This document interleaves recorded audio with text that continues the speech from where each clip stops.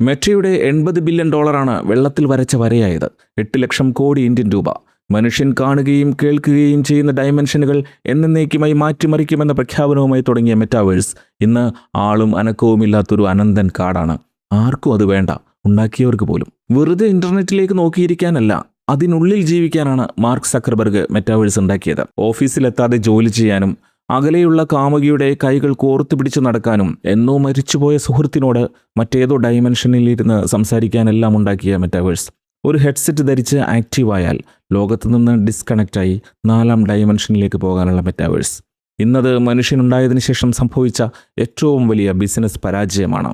8 ലക്ഷം കോടി രൂപ കത്തിച്ചു കളഞ്ഞ ദുരന്തം. എവിടെയാണ് സക്കർബർഗിനെ പിഴച്ചത്? എങ്ങനെ മെറ്റാവേഴ്സ് ഒരു ഡിജിറ്റൽ മരുഭൂമിയായി?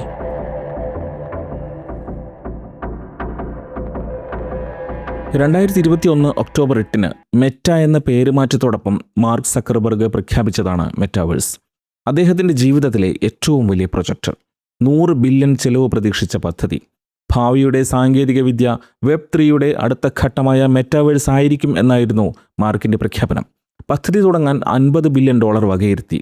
മെറ്റയ്ക്കുള്ളിൽ റിയാലിറ്റി ലാബ്സ് എന്ന വലിയൊരു ഡെവലപ്മെൻറ്റ് സെൻറ്ററും മാർക്ക് സക്കർബർഗ് ഒരുക്കി. സക്കർബർഗും ഇലോൺ മസ്കും പോലുള്ള മനുഷ്യരുണ്ടാക്കുന്ന സംഗതികളുടെ റിസൾട്ട് വരാൻ സാധാരണയായി അധിക കാലമൊന്നും കാത്തിരിക്കേണ്ടി വരാറില്ല.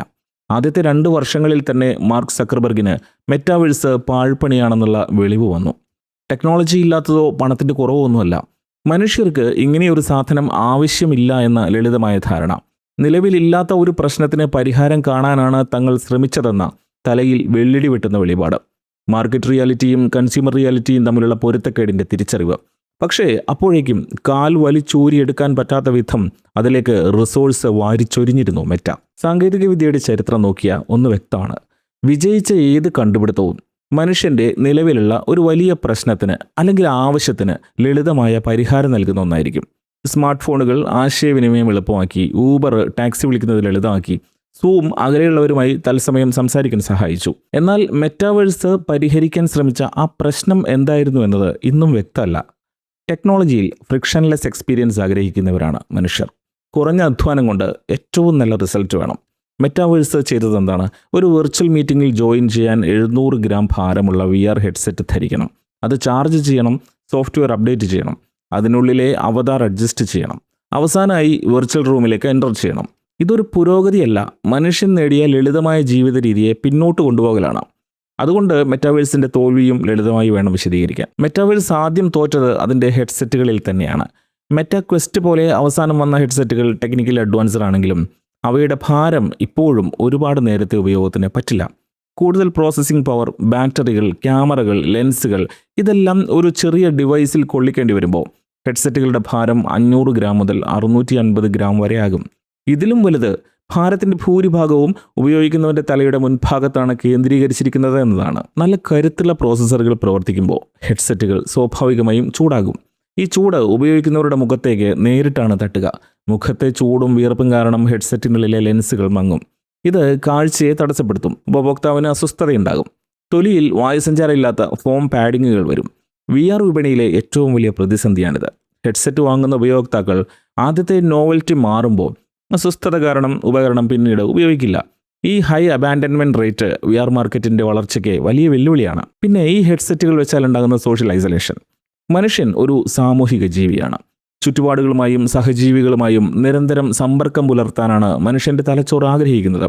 VR ഹെഡ്സെറ്റുകൾ ഈ സിഗ്നലുകളെയാണ് ബ്ലോക്ക് ചെയ്യുന്നത്. ഇതൊന്നും തിരിച്ചറിയാതെ മെറ്റ 7.5 ലക്ഷം കോടി രൂപയെടുത്ത് വീശിയത് എന്തിനാണെന്നത് ലോകത്തിന് ഇന്നും പിടികിട്ടാത്ത പ്രഹേളികയാണ്. VR ടെക്നോളജിയുടെ ഏറ്റവും വലിയ ഓർഗാനിക് വെല്ലുവിളിയാണ് മോഷൻ സിക്നസ് അഥവാ VR ഉണ്ടാക്കുന്ന വിമ്മിഷ്ടം. നമ്മുടെ ശരീരത്തിൻ്റെ മോഷനും ബാലൻസും നിയന്ത്രിക്കുന്നത് ചെവിയുടെ ഉൾഭാഗത്തുള്ള വെസ്റ്റിബുലാർ സിസ്റ്റവും കണ്ണുകളുമാണ്. ഇവ രണ്ടും ഒരേ സമയം ഒരേ വിവരങ്ങൾ ബ്രെയിനിന് നൽകുമ്പോഴാണ് നമ്മൾ നേരെ നിൽക്കുന്നത്. VRൽ ഈ വ്യവസ്ഥ തകിടം മറിയും. ഹെഡ്സെറ്റ് വെച്ച് ലോഗിൻ ചെയ്യുന്ന യൂസർ വെർച്വൽ ലോകത്ത് ഓടുകയോ പറക്കുകയോ ചെയ്യുന്നുവെന്ന് കണ്ണുകൾ തലച്ചോറിലേക്ക് സിഗ്നൽ അയക്കും. അതേസമയം തന്നെ ഇയാൾ കസേരയിൽ ഒരേ സ്ഥലത്ത് അനങ്ങാതെ ഇരിക്കുകയാണെന്ന് ചെവിയിലെ ഫ്ലൂയിഡും പേശികളും മസ്തിഷ്കത്തെ അറിയിക്കും. ഈ 2 വിരുദ്ധ സിഗ്നലുകൾ ഒരേ സമയം ലഭിക്കുമ്പോൾ ബ്രെയിൻ ആശയക്കുഴപ്പത്തിലാകും, തലകറക്കവും ഓക്കാനും ഉണ്ടാകും. ഇതൊന്നും സോഫ്റ്റ്വെയർ അപ്ഡേറ്റുകൾ കൊണ്ട് പരിഹരിക്കാൻ കഴിയില്ലെന്ന് മാർക്ക് സക്കർബർഗിന് അറിയാമായിരുന്നില്ലേ? ഇനിയൊരു 10 ലക്ഷം വർഷത്തേക്ക് അത് സാധിക്കില്ല, അത് ഉറപ്പാണ്. മനുഷ്യൻ ഇനി എത്ര പുരോഗമിച്ചാലും മുഖത്ത് ഒരു സ്ക്രീനും കെട്ടിവെച്ച് ജീവിക്കില്ല എന്ന് പറഞ്ഞത് നീൽ സ്റ്റീഫൻസൺ ആണ്. ആരാണ് നീൽ സ്റ്റീഫൻസൺ? 1992 പുറത്തിറങ്ങിയ അദ്ദേഹത്തിൻ്റെ സയൻസ് ഫിക്ഷൻ നോവൽ സ്നോ ക്രാഷിലാണ് മെറ്റാവേഴ്സ് എന്ന വാക്ക് ആദ്യമായി പ്രത്യക്ഷപ്പെട്ടത്. ഈ പേര് മെറ്റയ്ക്ക് വിൽക്കുമ്പോൾ സ്റ്റീഫൻസൺ മാർക്ക് സക്കർബർഗിനോടും ഇത് പറഞ്ഞിട്ടുണ്ടാകാം. സ്വാഭാവികമായും അവഗണിക്കപ്പെട്ടിട്ടുണ്ടാകും.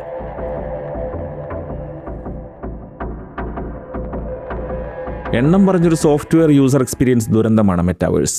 വിഷ്വൽ മീഡിയത്തിലെ കാഴ്ചക്കാരന് ആദ്യം വേണ്ടത് കാഴ്ച സുഖമാണ്. മെറ്റ ഇതിൽ ദയനീയമായി പരാജയപ്പെട്ടു. ഒരു വർഷം ശരാശരി 80,000 കോടിയിലധികം രൂപ ചെലവിട്ട് ഉണ്ടാക്കിയെന്ന് മാർക്ക് സക്കർബർഗ് അവകാശപ്പെട്ട ഹൊറൈസൺ വേൾഡ്സ് ലോഞ്ച് ചെയ്തപ്പോൾ തിക്കിത്തിരക്കി അതിലേക്ക് ലോഗിൻ ചെയ്തവർക്ക് കിട്ടിയത് വളരെ ശോകമായ കാലഹരണപ്പെട്ട വിഷ്വൽ എക്സ്പീരിയൻസ് ആയിരുന്നു. 20 വർഷം മുമ്പെങ്കിലും പുറത്തിറങ്ങിയ ഏതോ വീഡിയോ ഗെയിമിലെ ബ്ലോക്കുകൾ നിറഞ്ഞ, ഓവറാകുന്നതിലും അധികം ഓവറായി കാർട്ടൂണിഷായ, യാതൊരു ജീവനുമില്ലാത്ത ഗ്രാഫിക്സ് ആയിരുന്നു ഹൊറൈസൺ വേൾഡ്സിൻ്റേത്. നിഴലുകളില്ലാത്ത ബേസിക് 3D ആനിമേഷൻ, സിമ്പിൾ ടെക്സ്ചറുകൾ, കഥാപാത്രങ്ങളുടെ നിർജീവമായ മുഖഭാവങ്ങൾ, ഫുട് മൂവ്മെൻറ്റ് ട്രാക്ക് ചെയ്യാൻ പറ്റാത്തതിനാൽ കാലുകളില്ലാത്ത രൂപങ്ങൾ, ശൂന്യമായ പ്ലാസ്റ്റിക് പോലുള്ള ഡീറ്റെയിലിംഗ് ഇല്ലാത്ത പ്രെമിസസ്. 2003 പുറത്തിറങ്ങിയ സെക്കൻഡ് ലൈഫ് എന്ന ഓൺലൈൻ വെർച്വൽ വേൾഡ് ഗെയിമിനേക്കാൾ മോശമായിരുന്നു ഹൊറൈസൺ വേൾഡ്സിൻ്റെ ഗ്രാഫിക്സ്. ഒരു മെഗാ കോർപ്പറേഷൻ അതിൻ്റെ ഫ്യൂച്ചർ ടെക്കായി അവതരിപ്പിച്ച സാധനം കണ്ട് വെർച്വൽ മുറിയിലെത്തിയവർ മൂക്കത്ത് വിരൽ വെച്ചു. എന്തുകൊണ്ട് ഈ വിഷ്വൽ ദുരന്തം സംഭവിച്ചു? വയേർഡ് അല്ലാത്ത സ്റ്റാൻഡ് അലോൺ VR ഹെഡ്സെറ്റായ ഒക്കുലസ് ക്വസ്റ്റിലേക്ക് മാത്രമായി ഹൊറൈസൺ വേൾഡ്സിനെ പരിമിതപ്പെടുത്തിയതാണ് പ്രധാന കാരണം. ഒരു കമ്പ്യൂട്ടറിൻ്റെയോ കൺസോളിൻ്റെയോ സഹായമില്ലാതെ പ്രവർത്തിക്കുന്ന ഈ മൊബൈൽ ചിപ്സെറ്റുകൾക്ക് heavy 3D graphics real time process ചെയ്യാനുള്ള ശേഷി ഇല്ലായിരുന്നു. പ്രോസസ്സിംഗ് പവർ കുറഞ്ഞ ഹെഡ്സെറ്റുകളിൽ ഗെയിമുകൾ തടസ്സമില്ലാതെ പ്രവർത്തിക്കാൻ വേണ്ടി മെറ്റ ഗ്രാഫിക്സിൻ്റെ ക്വാളിറ്റി കുറച്ചു. ഷാഡോസ്, റിഫ്ലക്ഷൻസ്, ടെക്സ്ചർ ഡെപ്ത് ഇവയെല്ലാം അവഗണിക്കപ്പെട്ടു. കാർട്ടൂൺ ശൈലി തിരഞ്ഞെടുക്കുന്നത് നല്ലതാണ്. ഫോർട്ട്നൈറ്റ് അല്ലെങ്കിൽ റോബ്ലോക്സ് പോലുള്ള ഗെയിമുകളുടെ വിജയം ഉദാഹരണമാണല്ലോ. എന്നാൽ മെറ്റയുടെ ഡിസൈൻ സ്റ്റൈൽ ഒട്ടും ലൈവ് അല്ലായിരുന്നു. മെറ്റാവേഴ്സിൽ ഏറ്റവും കൂടുതൽ ട്രോളുകൾക്കിരയായത് മെറ്റയുടെ കാലുകളില്ലാത്ത അവതാറുകളായിരുന്നു. അവതാറുകൾക്ക് അരയ്ക്ക് താഴോട്ട് ശരീരമില്ല, വായുവിൽ ഒഴുകി നടക്കുന്ന ടോർസോകൾ മാത്രം. VR സാങ്കേതികവിദ്യയിൽ ട്രാക്കിംഗ് പ്രധാനമാണല്ലോ. ഹെഡ്സെറ്റിലെയും കൺട്രോളറുകളിലെയും സെൻസറുകൾക്ക് ഉപയോഗിക്കുന്നയാളിൻ്റെ തലയുടെയും കൈകളുടെയും ചലനങ്ങൾ എളുപ്പത്തിൽ മനസ്സിലാക്കാൻ സാധിക്കും. എന്നാൽ കാലുകൾ ട്രാക്ക് ചെയ്യാൻ ഹെഡ്സെറ്റിന് സാധിക്കില്ല. റിയൽ വേൾഡിൽ ഇരിക്കുമ്പോഴോ നിൽക്കുമ്പോഴോ നടക്കുമ്പോഴോ ഉള്ള കാലുകളുടെ മൂവ്മെൻറ്റ് വെർച്വൽ വേൾഡിലേക്ക് കൃത്യമായി മാറ്റാൻ കഴിഞ്ഞില്ലെങ്കിൽ മോഷൻ സിക്നസ് ഉണ്ടാകും. ഈ പരിമിതി മറികടക്കാൻ മെറ്റ കണ്ടെത്തിയ വഴിയാണ് ഇതിലും കോമഡി. അവർ കാലുകളെ പൂർണ്ണമായി ഒഴിവാക്കി. ട്രോളുകൾ കൊണ്ട് സഹികെട്ട് ഒടുവിൽ 2022 മെറ്റ കണക്റ്റ് ഇവൻറ്റിൽ അവതാറുകൾക്ക് ഉടൻ തന്നെ കാലുകൾ ലഭിക്കുമെന്ന് സക്കർബർഗ് പ്രഖ്യാപിച്ചു. വലിയ സാങ്കേതിക മുന്നേറ്റം പോലെ മാർക്ക് ഇത് അവതരിപ്പിച്ചപ്പോൾ അതിലും വലിയ ട്രോളായി. ലക്ഷക്കണക്കിന് കോടികൾ ചെലവഴിച്ച ഒരു കമ്പനിയുടെ ഏറ്റവും വലിയ നേട്ടം ഡിജിറ്റൽ കാലുകൾ നിർമ്മിച്ചതാണ് എന്നത് വിരോധാഭാസമായിരുന്നു. കാര്യങ്ങൾ കൂടുതൽ വഷളാക്കിയത് മാർക്കിൻ്റെ അതിബുദ്ധിയാണ്. മെറ്റ ഇവൻറ്റിൽ കാണിച്ച സക്കർബർഗിൻ്റെ അവതാറിൻ്റെ കാലുകളുടെ ചലനം തത്സമയ ട്രാക്കിംഗ് ആയിരുന്നില്ല, മുൻകൂട്ടി റെക്കോർഡ് ചെയ്ത മോഷൻ ക്യാപ്ചർ ആനിമേഷൻ ആയിരുന്നുവെന്ന് പിന്നീട് വെളിവായി. ഇത് കമ്പനിയുടെ വിശ്വാസ്യത പൂർണ്ണമായിട്ടും തകർത്തു. വെർച്വൽ റിയാലിറ്റി ജനപ്രിയമാകണമെങ്കിൽ ഉപയോഗിക്കുന്നവർക്ക് അവിടെ എന്തെങ്കിലും ചെയ്യാനുണ്ടാകണം. ഫോർട്ട്നൈറ്റും റോബ്ലോക്സും ഒക്കെ വിജയിക്കാൻ കാരണം നല്ല ഗെയിം ലൂപ്പുകളും ആളിപ്പിടിച്ചിരുന്ന എൻ്റർടൈൻമെൻറ്റും ഉണ്ട് എന്നതാണ്. ഹൊറൈസൺ വേൾഡ്സിൽ ഇതൊന്നുമില്ല. അതായത് ഓർഗാനിക് ഫണ്ട് ഇല്ലായിരുന്നു. ഒരു ഗെയിമിലോ വെർച്വൽ പ്ലാറ്റ്ഫോമിലോ ലോഗിൻ ചെയ്താലുടൻ അവർക്ക് സ്വയം ചെയ്യാൻ താല്പര്യമുള്ള കാര്യങ്ങളെയാണ് ഓർഗാനിക് ഫണ്ട് എന്ന് വിളിക്കുന്നത്. ഒരു ഗെയിം കളിക്കുക, എന്തെങ്കിലും ബിൽഡ് ചെയ്യുക, റിവാർഡ്സ് നേടുക, ഇതൊക്കെ. ഹൊറൈസൺ വേൾഡ്സിൽ ഇങ്ങനെ നേറ്റീവ് ഗെയിം ലൂപ്പുകൾ ഉണ്ടായിരുന്നില്ല. VR ഹെഡ്സെറ്റും വെച്ച് ഹൊറൈസൺ വേൾഡ്സിലേക്ക് കയറിയ ആളില്ലാതെ ശൂന്യമായ ഒരു വലിയ മാളിൽ ഒറ്റയ്ക്ക് നിൽക്കും പോലെ തോന്നും. ഷോപ്പുകളില്ല, ഗെയിമുകളില്ല, എൻ്റർടൈൻമെൻ്റ് ഇല്ല. അപരിചിതരായ കുറച്ച് പേർ അവിടെ ഇവിടെയായിട്ട് വായുവിൽ ഒഴുകി നടക്കുന്നുണ്ടാകും. അവരുടെ അടുത്ത് ചെന്ന് ഹലോ പറയുക എന്നതല്ലാതെ മറ്റൊന്നും ചെയ്യാനില്ല. രണ്ടാമതൊരിക്കൽ അവിടെ ലോഗിൻ ചെയ്യാനുള്ള ഒന്നും അവിടെ ഇല്ല. കമ്പനികൾക്ക് മീറ്റിങ്ങുകൾ നടത്താനുള്ള ഒരു ബോറൻ കോർപ്പറേറ്റ് സ്പേസ് ആയി തോന്നുന്നത്. അതുകൊണ്ടാണ് മെറ്റാവേഴ്സിൻ്റെ യൂസർ റിട്ടൻഷൻ റേറ്റ് പിടിച്ചു വലിച്ച പോലെ താഴേക്ക് പോയവരാരും തിരിച്ചു വന്നില്ല. മില്യൺ കണക്കിന് മെറ്റാക്വസ്റ്റ് ഹെഡ്സെറ്റുകൾ ചിലവായത് യാഥാർത്ഥ്യമാണ്. ആദ്യത്തെ ആവേശത്തിൽ കുറച്ച് സമയം അവിടെ നിൽക്കും, പിന്നെ അത് എവിടെയെങ്കിലും ഇരുന്ന് പൊടി പിടിക്കും. മെറ്റയുടെ ചില ഇൻസൈഡർ മെമ്മോകളും ഇമെയിലുകളും ചോർത്തിയവർ കണ്ടത് ഞെട്ടിക്കുന്ന വിവരങ്ങളായിരുന്നു. 2002 അവസാനത്തോടെ 5 ലക്ഷം മന്ത്ലി ആക്റ്റീവ് യൂസേഴ്സിനെ നേടുക എന്നതായിരുന്നു മെറ്റാവേഴ്സിൻ്റെ ലക്ഷ്യം. ആളില്ലാതായപ്പോൾ ടാർഗറ്റ് 2.8 ലക്ഷമായി കുറച്ചു. എന്നിട്ട് ആകെ കിട്ടിയത് 2 ലക്ഷത്തിലും താഴെ മാത്രം. സ്വന്തം ജീവനക്കാർ പോലും മെറ്റാവേഴ്സ് ഉപയോഗിക്കുന്നില്ല എന്ന മെറ്റയുടെ വൈസ് പ്രസിഡന്റ് വിശാൽ ഷാ ഒരു മെയിലിൽ രോഷത്തോടെ എഴുതിയത് പുറത്തായിട്ടുണ്ട്. നമ്മൾ ഉണ്ടാക്കിയ സാധനം നമ്മൾ തന്നെ ഉപയോഗിക്കുന്നില്ലെങ്കിൽ പിന്നെ മറ്റുള്ളവരെ എങ്ങനെ നിർബന്ധിക്കും? എന്തുകൊണ്ടാണ് നിങ്ങൾ ഹൊറൈസൺ വേൾഡ്സിനെ സ്നേഹിക്കാത്തത്? ജീവനക്കാർ നിർബന്ധമായും ആഴ്ചയിൽ ഒരിക്കലെങ്കിലും ഇതിൽ സമയം ചെലവഴിക്കണമെന്നായിരുന്നു വിശാലിൻ്റെ ഈ മെമ്മോ. ഇതിനൊക്കെ പുറമെയായിരുന്നു സുരക്ഷാ ഭീഷണി. സാധാരണ 2D സോഷ്യൽ മീഡിയയിൽ മോഡറേഷൻ എളുപ്പമാണ്. നമുക്കിഷ്ടമില്ലാത്തവരെ ബ്ലോക്ക് ചെയ്യാം. മെറ്റാവേഴ്സിൽ കാര്യങ്ങൾ വ്യത്യസ്തമാണ്. ഒരു അപരിചിതൻ്റെ അവതാർ നമ്മുടെ അവതാറിൻ്റെ തൊട്ടടുത്ത് വന്ന് നിൽക്കുമ്പോൾ അത് റിയൽ വേൾഡിൽ നമ്മുടെ പേഴ്സണൽ സ്പേസിലേക്ക് അതിക്രമിച്ച് കിടക്കുന്നത് പോലെ തോന്നും. 3D സ്പാഷ്യൽ ഓഡിയോ ഉള്ളതിനാൽ ഇത്തരം വൃത്തികെട്ടവന്മാർ അടുത്ത് വന്ന് ഭീഷണിപ്പെടുത്തുന്നതോ അശ്ലീലം പറയുന്നതോ തടയാൻ പറ്റില്ല. പല സ്ത്രീകൾക്കും ഹൊറൈസൺ വേൾഡ്സിൽ വെച്ച് ക്രൂരമായ വെർച്വൽ ഗ്യാങ് റേപ്പ് നേരിട്ടതായി പരാതികളുണ്ടായി. ഇത് തടയാൻ മെറ്റയ്ക്ക് സാധിച്ചില്ല എന്നതാണ് സത്യം. 3D സ്പേസിൽ നടക്കുന്ന കോടിക്കണക്കിന് കോൺവെർസേഷനും മൂവ്മെൻറ്റ്സും സെൻസർ ചെയ്യുന്നത് അസാധ്യമായിരുന്നു. സർവീലിയൻസ് ടെക്കിൻ്റെ പേര് പറഞ്ഞ് മെറ്റ സംഭാഷണങ്ങൾ റെക്കോർഡ് ചെയ്താൽ അത് പ്രൈവസി വയലേഷൻ ആകും. റെക്കോർഡ് ചെയ്തില്ലെങ്കിൽ അബ്യൂസർമാരെ പിടിക്കാനും പറ്റില്ല. ഹൊറൈസൺ വേൾഡ്സ് പ്രായപൂർത്തിയായവർക്കുള്ളതാണെന്ന് പ്രഖ്യാപിച്ചിരുന്നെങ്കിലും ധാരാളം കുട്ടികളും ഈ പ്ലാറ്റ്ഫോമിൽ ഉണ്ടായിരുന്നു. ഈ കുട്ടികൾ ലൈംഗിക വേട്ടക്കാരുടെയും ട്രോളന്മാരുടെയും ഇരകളായി. പിന്നീട് മെറ്റ പേഴ്സണൽ ബൗണ്ടറി എന്നൊരു ഫീച്ചർ കൊണ്ടുവന്നു. അപരിചിതർക്ക് ഒരു നിശ്ചിത അകലത്തിനപ്പുറം നമ്മുടെ അവതാറിൻ്റെ അടുത്തേക്ക് വരാൻ കഴിയില്ല. പക്ഷെ അപ്പോഴേക്കും ഹൊറൈസൺ വേൾഡ്സ് സുരക്ഷിതമല്ലാത്ത പ്രൈവസി ദുരന്തമാണ് എന്ന ധാരണ ജനങ്ങൾക്കിടയിൽ പരന്നിരുന്നു. മെറ്റാവേഴ്സ് എന്ന ആശയം ഞങ്ങളാണ് ആദ്യമായി ലോകത്തിന് പരിചയപ്പെടുത്തുന്നത് എന്ന മട്ടിലാണ് മാർക്ക് സക്കർബർഗ് ക്യാമ്പയിൻ മുന്നോട്ട് കൊണ്ടുപോയത്. യാഥാർത്ഥ്യം മറ്റൊന്നല്ല, നമുക്കറിയാം. കോടിക്കണക്കിന് ഉപഭോക്താക്കളുള്ള വളരെ സജീവമായ വെർച്വൽ വേൾഡ്സ് ഇതിനകം തന്നെ ഉണ്ടായിരുന്നു. റോബ്ലോക്സ്, ഫോർട്ട്നൈറ്റ്, മൈൻക്രാഫ്റ്റ് പോലുള്ളവ. ഇതിനൊന്നും ഹെഡ്സെറ്റ് ആവശ്യമില്ല. കോടിക്കണക്കിന് കുട്ടികളും യുവാക്കളും മെമ്പർമാരാണ്. റോബ്ലോക്സ് കളിക്കാൻ ഒരു സാധാരണ സ്മാർട്ട് ഫോൺ മതി. ഗെയിമിങ്ങിലൂടെ തുടങ്ങി സോഷ്യൽ സ്പേസ് ആയ സ്ഥലങ്ങളാണിതൊക്കെ. പിന്നെ ആരാണ് ഇത്ര വില കൊടുത്ത് തലയ്ക്കും കണ്ണിനും ഭ്രാന്ത് പിടിപ്പിക്കുന്ന, സ്ട്രെസ് ഉണ്ടാക്കുന്ന മെറ്റാവേഴ്സ് ഹെഡ്സെറ്റ് വാങ്ങുക? ഇതൊന്നും തൻ്റെ പ്രൊഡക്റ്റിൽ അന്ധമായി വിശ്വസിച്ച മാർക്ക് സക്കർബർഗിൻ്റെ തലയിൽ കയറിയില്ല. കൂനമ്മേ കുരു പോലെയാണ് മെറ്റാവേഴ്സിൽ വെർച്വൽ റിയൽ എസ്റ്റേറ്റിൻ്റെ തകർച്ച വന്നത്.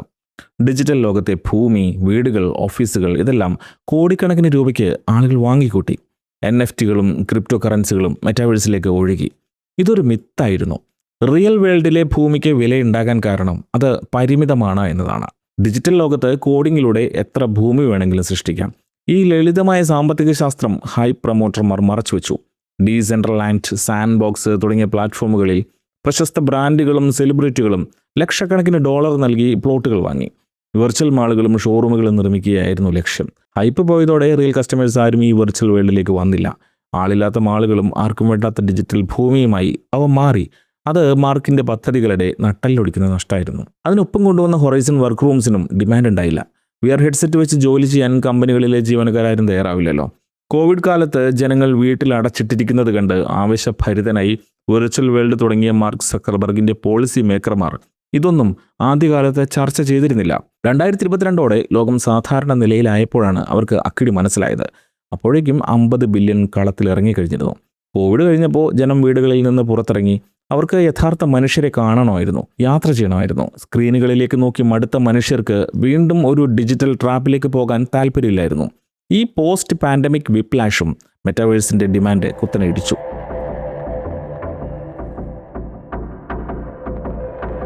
മാർക്ക് സക്കർബർഗിന് ഏറ്റവും വെറുപ്പും ഭയവും ഉള്ളത് എന്തിനാണെന്നറിയാമോ? ഗൂഗിളിൻ്റെ ആൻഡ്രോയിഡിനെയും ആപ്പിളിൻ്റെ iOSനെയും. തൻ്റെ ആപ്പുകൾ പ്രവർത്തിക്കുന്ന മൊബൈൽ പ്ലാറ്റ്ഫോമുകളുടെ നിയന്ത്രണം സ്വന്തം കൈകളിലല്ല എന്നത് എന്നും അയാളുടെ ഉറക്കം കെടുത്തിയിരുന്നു.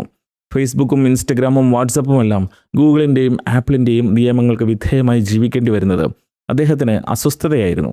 അവർ ഈടാക്കുന്ന 30% ആപ്പ് സ്റ്റോർ ഫീസിൽ നിന്നും രക്ഷപ്പെടുക എന്നത് സക്കർബർഗിൻ്റെ എക്കാലത്തെയും സ്വപ്നവുമാണ്. 2021 ആപ്പിൾ കൊണ്ടുവന്ന ആപ്പ് ട്രാക്കിംഗ് ട്രാൻസ്പെറൻസി ഫേസ്ബുക്കിൻ്റെ പരസ്യ വരുമാനത്തിൽ കോടികളുടെ നഷ്ടമാണ് ഉണ്ടാക്കിയത്.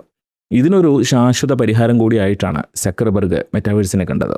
സ്വന്തമായി ഹാർഡ്വെയറും ഓപ്പറേറ്റിംഗ് സിസ്റ്റവുമുള്ള എക്കോസിസ്റ്റം നിർമ്മിച്ചാൽ മറ്റാരുടെയും മുന്നിൽ തലകുനിക്കേണ്ടി വരില്ല എന്ന് അദ്ദേഹം കണക്കുകൂട്ടി. അതിനുവേണ്ടി $80 ബില്യൺ കത്തിച്ച് തീ കാഞ്ഞിട്ട് വല്ലതും നടന്നോ? ഇല്ല. ഡിജിറ്റൽ പ്ലാറ്റ്ഫോമുകളുടെ വിജയം എന്നത് അവിടെയുള്ള ആപ്ലിക്കേഷനുകളും ഗെയിമുകളും നിർമ്മിക്കുന്ന ഡെവലപ്പർമാരാണ്. ആപ്പിളിൻ്റെ ആപ്പ് സ്റ്റോറും ആൻഡ്രോയിഡിൻ്റെ പ്ലേ സ്റ്റോറും വിജയിച്ചത് ദശലക്ഷക്കണക്കിന് ഡെവലപ്പർമാർക്ക് അവിടെ പണം സമ്പാദിക്കാനുള്ള സാഹചര്യം ഉള്ളതുകൊണ്ടാണ്. മെറ്റാവേഴ്സിൻ്റെ കാര്യത്തിൽ സംഭവിച്ചത് നേരെ തിരിച്ചാണ്. ആരും ഒന്നും വാങ്ങാനെത്താത്ത മാളിൽ ഷോപ്പ് തുറക്കാനും ആരും വരില്ലല്ലോ. അതുപോലെ കുറച്ച് യൂസർമാർ മാത്രമുള്ള ഒരു പ്ലാറ്റ്ഫോമിന് വേണ്ടി പുതിയ ഗെയിമുകളോ സോഫ്റ്റ്വെയറുകളോ നിർമ്മിക്കാൻ മികച്ച ഡെവലപ്പർമാർ മുന്നോട്ട് വന്നില്ല. ഈ ടാലൻറ്റ് വിൻറ്റർ ഹൊറൈസൺ വേൾഡ്സിനെ വീണ്ടും ഒരു ഗോസ്റ്റ് ടൗൺ ആക്കി, ഒരു കംപ്ലീറ്റ് കണ്ടന്റ് ഡെഡ് സോൺ.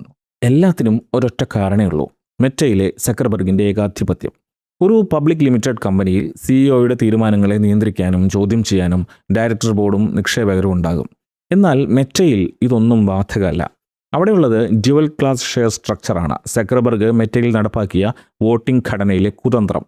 പൊതുജനങ്ങളുടെ കൈവശമുള്ള ഓഹരികൾക്ക്, അതായത് ക്ലാസ് എ ഓഹരികൾക്ക് 1 വോട്ടുള്ളപ്പോൾ സക്കർബർഗിൻ്റെ കൈവശമുള്ള ഓഹരികൾക്ക്, അതായത് ക്ലാസ് ബി ഓഹരികൾക്ക് 10 ഇരട്ടി വോട്ട് മൂല്യമുണ്ട്. അതായത് മെറ്റയുടെ 13% ഓഹരികൾ മാത്രം കൈവശമുള്ള സക്കർബർഗിന് 50%-ലധികം വോട്ടിംഗ് നിയന്ത്രണമുണ്ട്. ഡയറക്ടർ ബോർഡിന് സക്കർബർഗിനെ മാറ്റാനോ അദ്ദേഹത്തിൻ്റെ തീരുമാനങ്ങളെ തടയാനോ ഉള്ള നിയമപരമായ അധികാരമില്ല. ആക്ടിവിസ്റ്റ് ഇൻവെസ്റ്റർമാർ കമ്പനിയുടെ കാശെടുത്തിങ്ങനെ നശിപ്പിക്കുന്നതിനെതിരെ മുന്നറിയിപ്പ് നൽകിയിട്ടും സക്കർബർഗ് അത് ചെവിക്കൊണ്ടില്ല. റിയാലിറ്റി ലാബ്സിൻ്റെ കഴിഞ്ഞ വർഷത്തെ 2025 ലാഭനഷ്ട കണക്ക് നോക്കും. ചിലവ് $19.2 ബില്യൺ, ആകെ ഉണ്ടാക്കിയ വരുമാനം $2.2 ബില്യൺ. നഷ്ടത്തിൻ്റെ അനുപാതം 10:1. 10 രൂപ ചിലവാക്കുമ്പോൾ 1 രൂപ മാത്രം തിരിച്ചു കിട്ടുന്ന അവസ്ഥ എത്ര കാലം മുന്നോട്ട് കൊണ്ടുപോകാൻ കഴിയും? മാർക്ക് സക്കർബർഗിന് അപ്പോഴും കുലുക്കമില്ലായിരുന്നു. കോസ്റ്റ് 2, കോസ്റ്റ് 3 ഹെഡ്സെറ്റുകൾ മാനുഫാക്ചറിംഗ് കോസ്റ്റിനേക്കാൾ വില കുറച്ചാണ് മെറ്റ വിറ്റിരുന്നത്. $500 താഴെ മാത്രം വില. ഹാർഡ്വെയർ കുറഞ്ഞ വിലയ്ക്ക് നൽകി യൂസർമാരെ കൂട്ടി ആപ്പുകളും ഗെയിമുകളും വഴി ലാഭം കൊയ്യാം എന്നായിരുന്നു മെറ്റയുടെ കണക്ക് കൂട്ടൽ. പക്ഷെ പാളിപ്പോയി. ഓരോ ക്വാർട്ടറിലും ബില്യൺ കണക്കിന് ഡോളറാണ് റിയാലിറ്റി ലാബ്സിന് നഷ്ടം. ഹൊറൈസൺ വേൾഡ്സിനുള്ളിൽ വിൽക്കുന്ന ഡിജിറ്റൽ സ്കിന്നുകൾ, ആക്സസറികൾ, വെർച്വൽ സുവനീറുകൾ എന്നിവയ്ക്ക് 47.5% കമ്മീഷൻ ഈടാക്കുമെന്നും മെറ്റ പ്രഖ്യാപിച്ചു. ആപ്പിൾ അവരുടെ ആപ്പ് സ്റ്റോറിൽ ഫേസ്ബുക്കിനും ഇൻസ്റ്റയ്ക്കും എല്ലാം ഈടാക്കുന്ന 30% കമ്മീഷനെ കുറിച്ച് നിരന്തരം വിമർശിച്ചിരുന്ന മാർക്ക് സക്കർബർഗ് സ്വന്തം പ്ലാറ്റ്ഫോമിൽ അതിലും വലിയ തുക ഈടാക്കിയത് ഒച്ചപ്പാടുണ്ടാക്കി. അവശേഷിച്ചിരുന്ന ക്രിയേറ്റർമാരും ഡിജിറ്റൽ ആർട്ടിസ്റ്റുകളും കൂടി മെറ്റാവേഴ്സ് വിട്ടുപോയി. ഇതിനൊപ്പം ഇനി ഒരിക്കലും തിരിച്ചു പിടിക്കാനാവാത്ത ഒന്നുകൂടി മെറ്റയ്ക്ക് നഷ്ടപ്പെട്ടു: അവരുടെ സമയം. മെറ്റാവേഴ്സിന് വേണ്ടി കമ്പനിയിലെ ഏറ്റവും മികച്ച എഞ്ചിനീയർമാരെയും കോഡർമാരെയും അടപടലം റിയാലിറ്റി ലാബ്സിലേക്ക് മാറ്റി.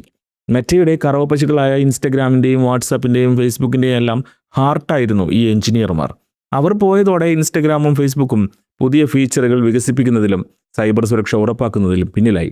ടിക്ടോക്ക് അടക്കം വിപണി പിടിക്കുമ്പോൾ തടയിടാൻ മെറ്റയുടെ മികച്ച കോഡർമാരും സ്ട്രാറ്റജിസ്റ്റുകളും അവൈലബിൾ ആയിരുന്നില്ല.